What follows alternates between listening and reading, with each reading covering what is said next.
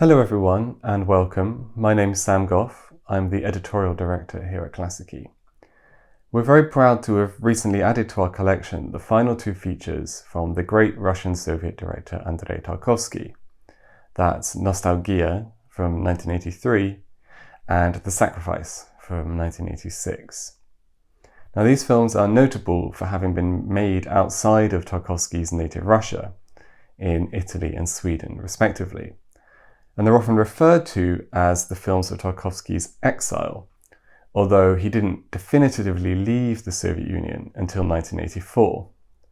Nonetheless, they can tell us a lot about his relationship with Soviet culture, and in their own way they are as directly autobiographical as Tarkovsky's great self-portrait film Mirror from 1975.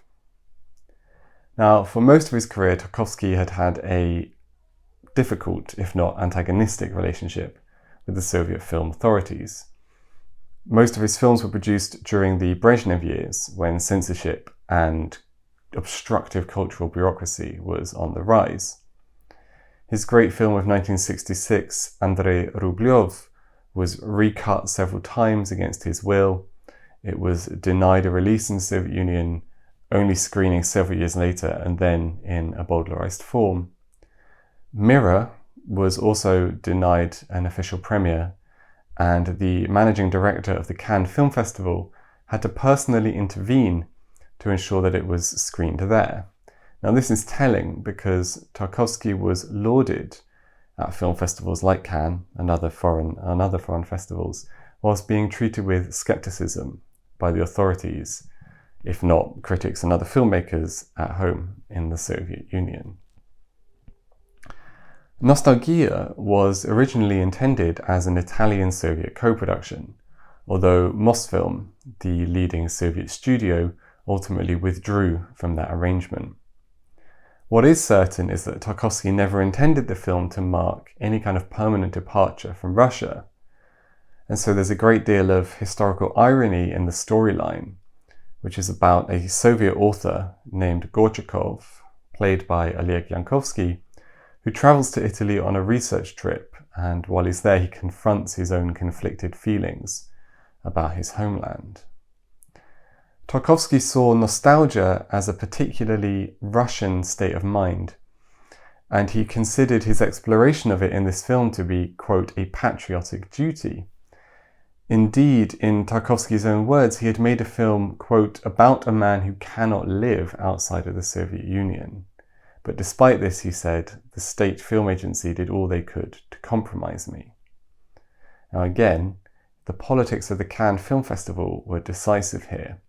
The Soviet Union had sent establishment director Sergei Bondarchuk to be their jury representative, a move that Tarkovsky was convinced was intended to deprive him of the Palme d'Or.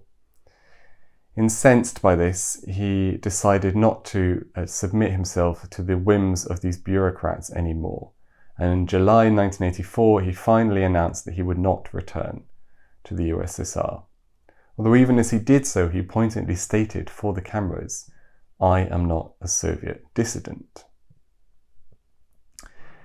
If Nostalghia was a film set in Italy but about Russia, then the Sweden set The Sacrifice is often considered to be Tarkovsky's homage to his beloved Ingmar Bergman.